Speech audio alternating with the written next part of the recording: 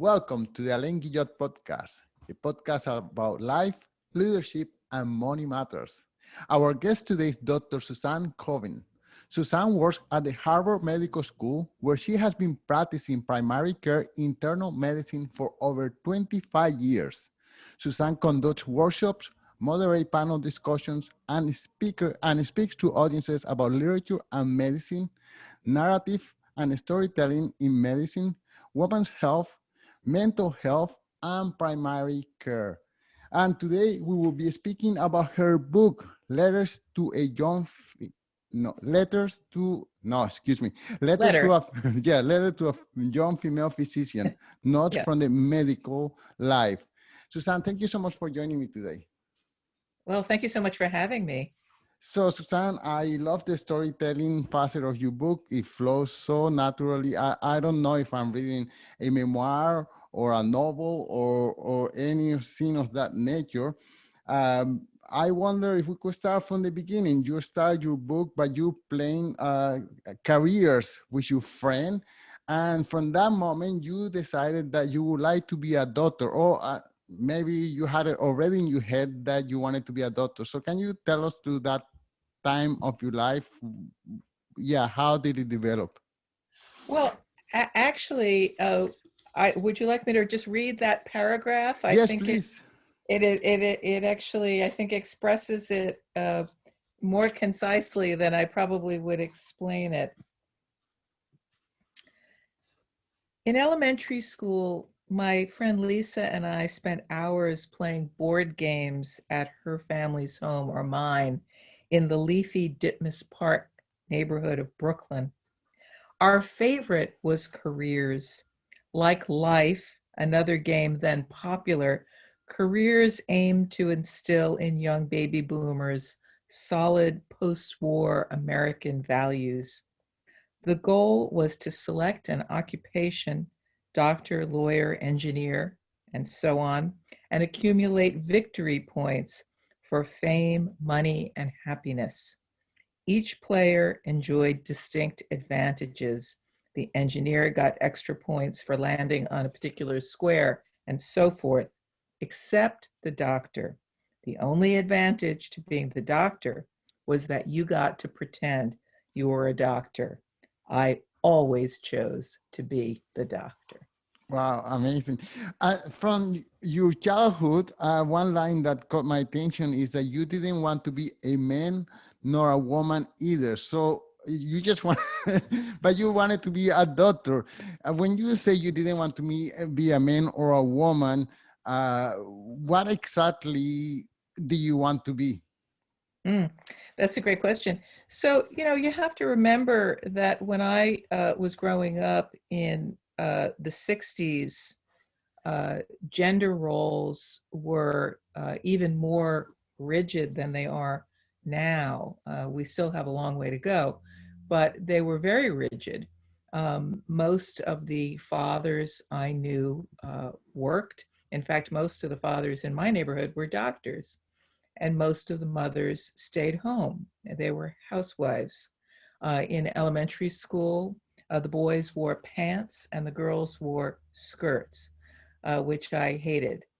And so for me, I think for many girls, it was all very confusing because on the one hand, I was a girl, but on the other hand, I hated wearing skirts and I was smart and ambitious. And it was really very confusing. So when I looked at what my parents did, my father's life seemed preferable to me than my mother's life, except I couldn't quite figure out how I, as a girl, could live my father's life. And specifically, even though I had an inkling pretty early on that I would enjoy being a doctor, the fact that I was a girl and also the fact that I was not particularly good at math or science or particularly interested in those subjects made me think that that wasn't an option for me. And it was something I actually came to rather late. I had finished college before I decided to be a doctor definitively. So this brings the importance of having role models in someone's life. So in your case, you couldn't see yourself as being a doctor because you didn't see any female doctors. And I mention this because we are going through a period of social inequality where maybe Black women don't see themselves in a role of leadership, or young Black men don't see themselves doing anything other than drug dealing in the streets, or things of that Well, nature. So I think that's an exaggeration, but yes, I wouldn't agree with that. okay, but I have spoken to. Yeah, I think that that's what you just said isn't true. But what I would say is that there's an expression: you can't be it if you can't see it. Mm, And I think for me that was definitely true. I didn't know any female doctors when I was a kid. I didn't have any female doctors. There were two exceptions. One I mentioned in the book was a psychoanalyst who practiced from a wheelchair, having been paralyzed during childbirth. So that, as a child, to me, was actually very frightening.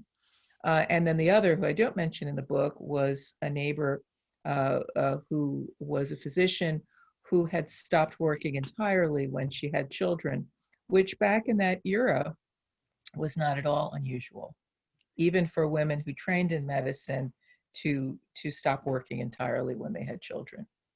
yeah, and even today, as a we are in 2021, and as a woman, you still suffer a tremendous pay inequality. For example, you mentioned that what is it? I forgot how much more Yeah, men doctors get. it's about $15,000 to $20,000. So that is the thing that is startling to me.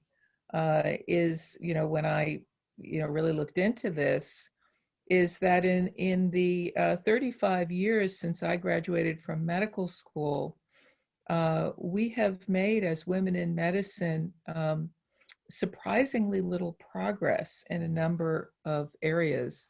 There are more of us in medicine, particularly in the lower levels in medical school and in training and in sort of junior professor levels, but there aren't many of us in leadership positions, and there's still a pay gap, and there's still a gap in how much time women are spending on housework and childcare as compared to male partners.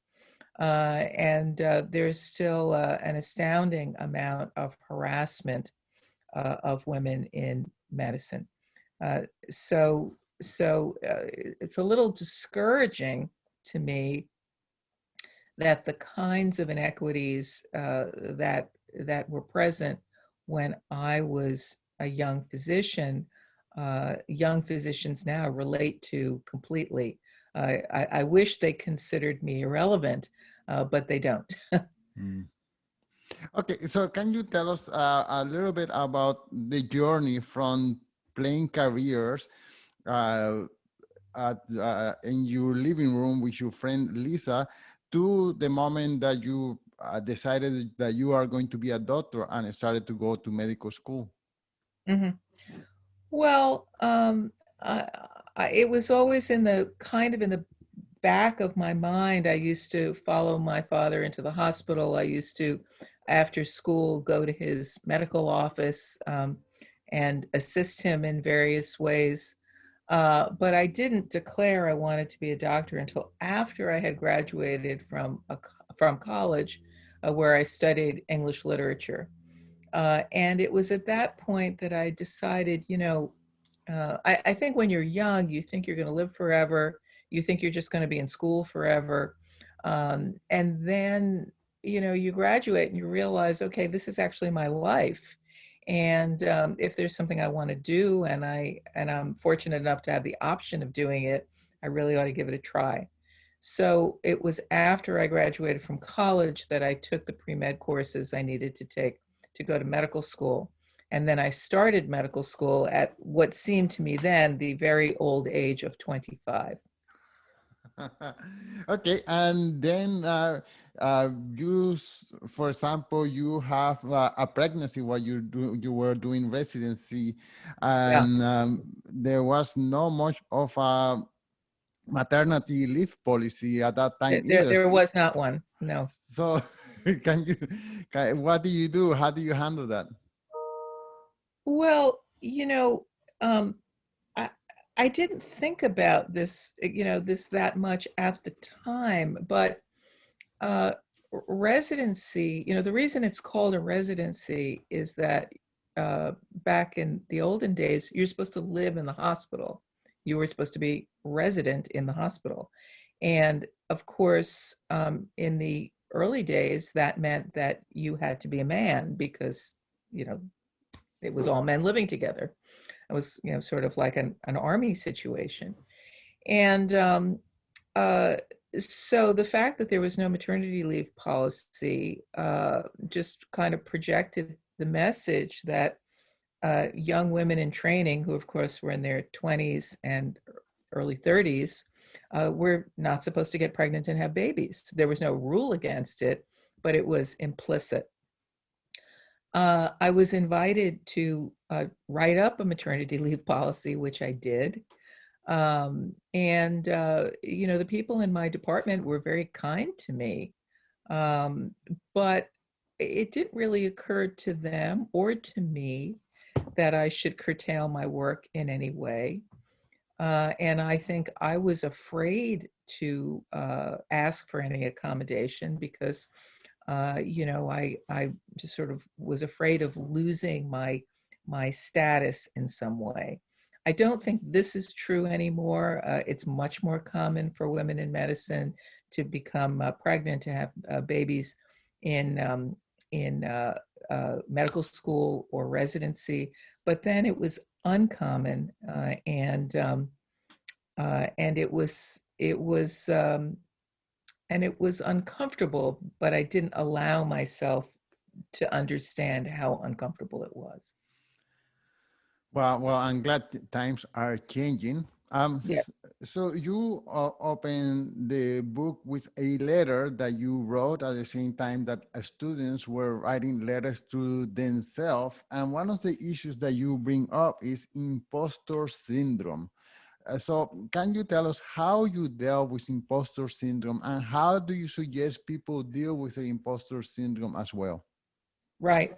So what imposter syndrome was first described over 40 years ago by psychologists as the feeling, it was originally described as applying only to women.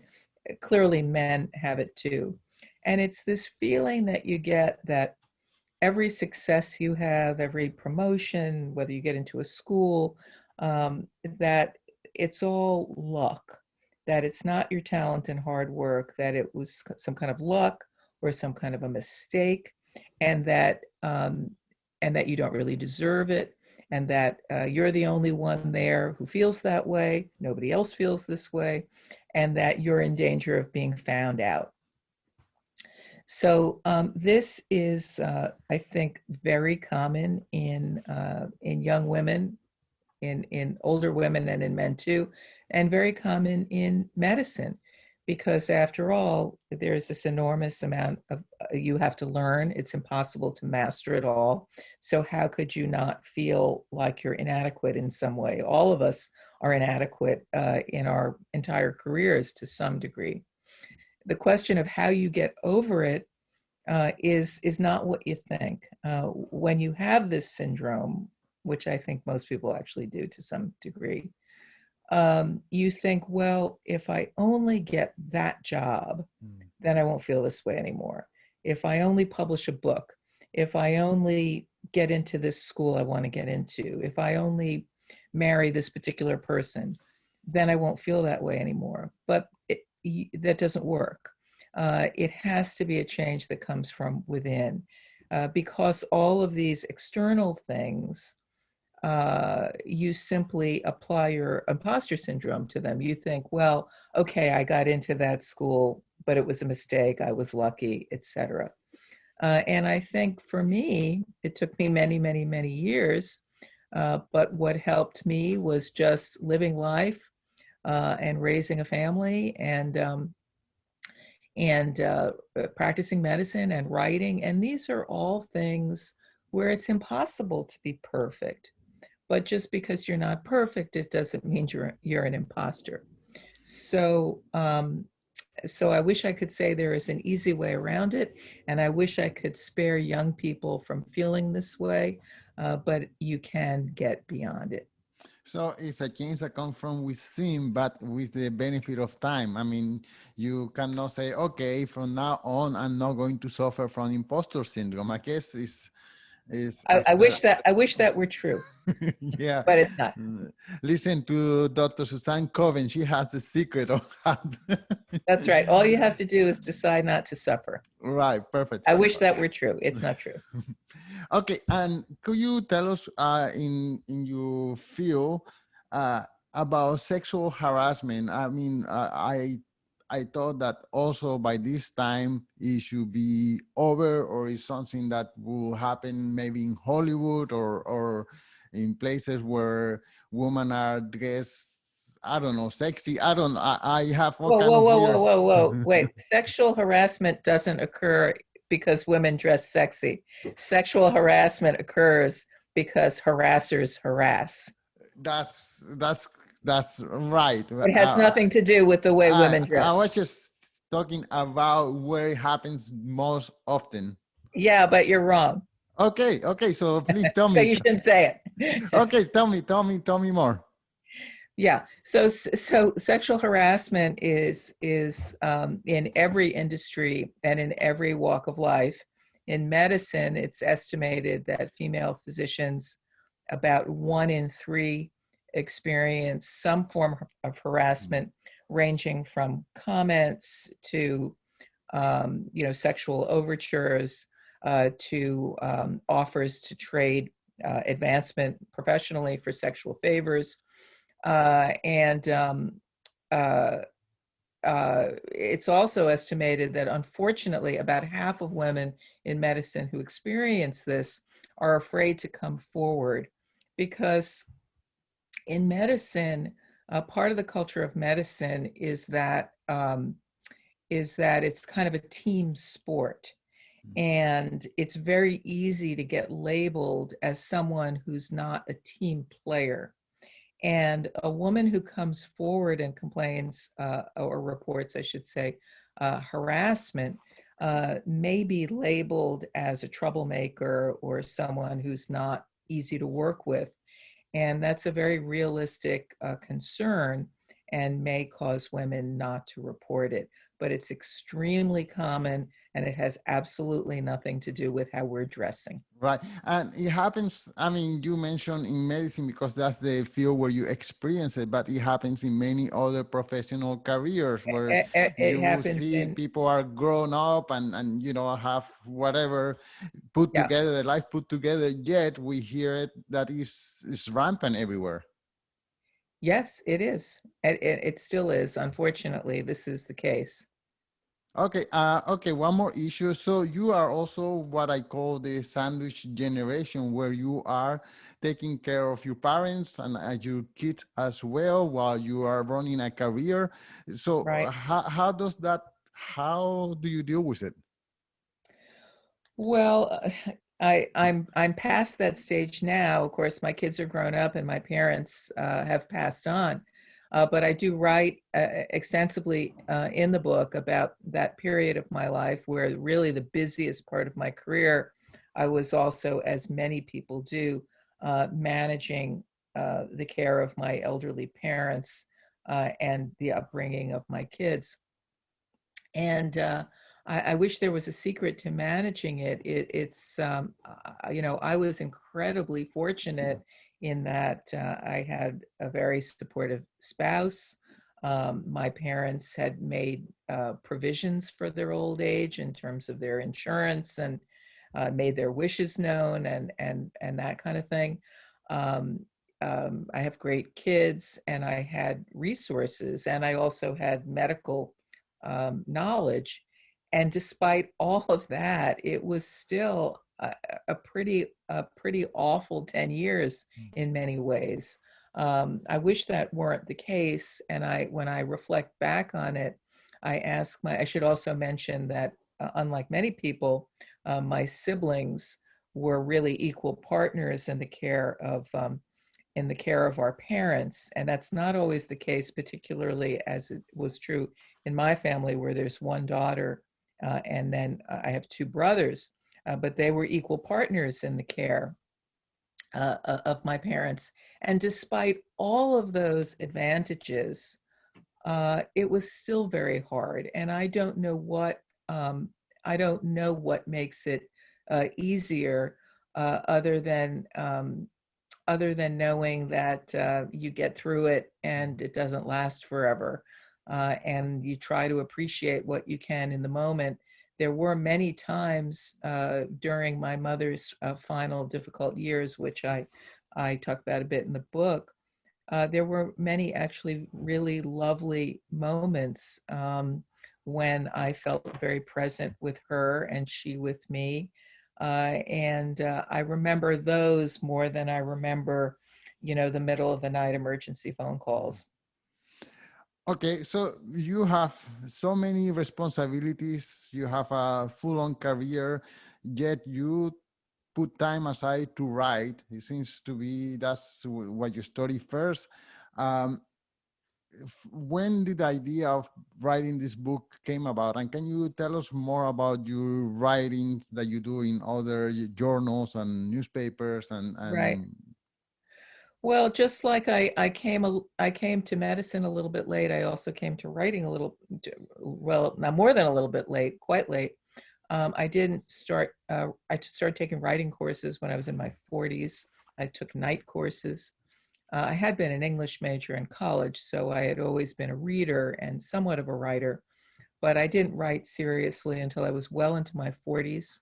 I started writing a newspaper column about medicine for the Boston Globe. Uh, and um, and then, I think when you start to write, you don't really know what your voice is. You don't really know the kind of writing that feels most natural to you. For me, what I ended up discovering is that the personal essay felt most like my natural voice. Uh, this book, people ask me, when did you start it? And I can't really answer that. In some ways, I would tell you I started thinking about it about 20 years ago. Um, I started writing some of the chapters that are in it as independent essays 10 years ago, and I sat down to write it about 6 years ago, though I ended up writing actually a very, very different book than I started writing, which I think is a really common experience for writers. you took writing courses. Is this something that if, let's say, I want to become a writer after my career as a podcaster, that's something else that I would like to do. Should I take writing courses? Because I have many authors that they said, oh, one day I decided to write a book and I wrote it. So, Yeah, well, anybody who tells you that one day they decided to write a book and they wrote it, they're either lying or they didn't write a very good book. So I don't think you have to take writing courses or get an MFA degree, which I ended up doing as well. You don't have to do those things. But I think particularly for somebody who is starting to write in midlife, mid-career, you're busy, you have a family, you may have the energy and self-discipline to sit up late at night or get up very early in the morning and teach yourself to write. But I didn't. I needed help. I needed help in the form of feedback and guide and deadlines and structure. So I highly recommend taking writing courses unless you really find you can do this yourself. But even if you do it yourself, I don't think it's possible to do it entirely yourself. You need to have a writing group or a writing partner or somebody who's giving you some feedback. Well, I do love the outcome letters to a young female physician. Dr. Koven, thank you so much. This was a wonderful conversation. I wonder where can the listeners follow you and find out more about your work? Well, my website is suzannekoven.com. And I'm also on Twitter at Suzanne Koven, MD. I just started following you. Well, thank you so much. And thank you.